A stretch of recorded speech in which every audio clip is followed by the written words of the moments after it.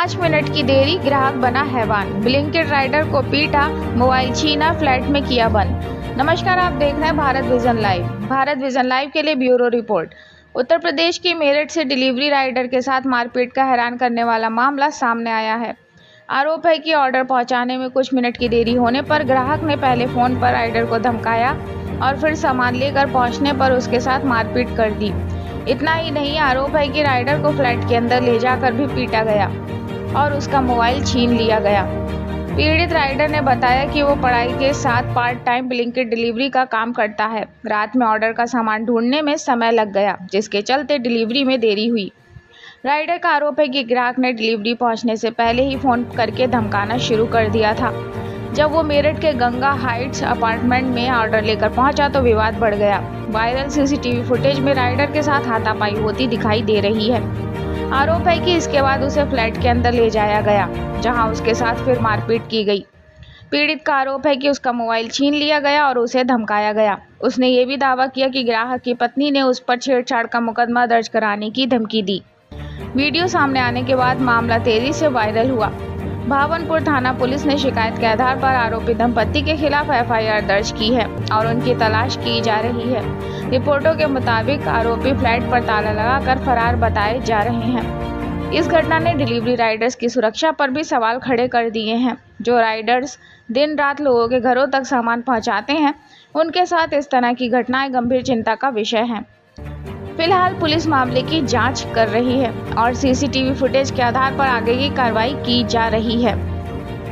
अब सवाल यही है, क्या कुछ मिनट की देरी किसी डिलीवरी राइडर को पीटने का हक दे देती है? तो मेरे पास एक ऑर्डर आता है जो कि 9:45 के आसपास आया था शायद, या 50 के आसपास जो भी आया था।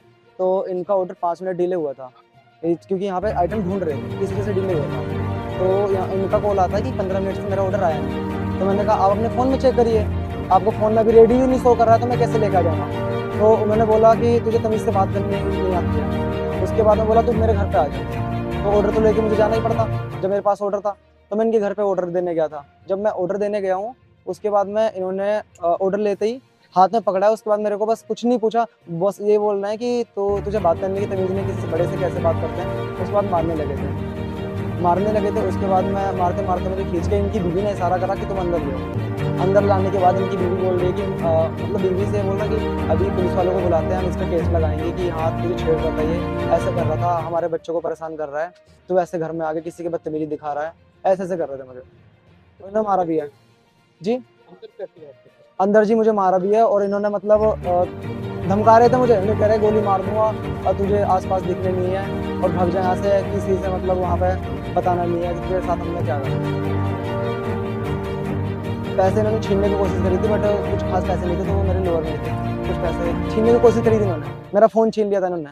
जब तक मैं अंदर था मेरे पास मेरा फ़ोन नहीं है। कितनी देर बाद आप वहाँ से रिलीज हुए? मिनिमम 15 मिनट कम से कम 15 मिनट। उसके बाद की जो बातें हैं वो मैंने पापा को बुलाया था अपने, वहाँ पे गाड़ी की बात है, नीचे की बात है, गेट के पास की बात है। 15 मिनट में इनके पास पहुँचा। नीचे आए थे, धमका रहे थे कि तू यहाँ से चुपचाप चले जाओ, यहाँ पे किसी को कुछ नहीं होता। तो मेरे पापा आए थे वहाँ पे, तो उन्होंने भी धमका रहे थे। मुकदमा दर्ज हो गया? मुकदमा दर्ज हो गया।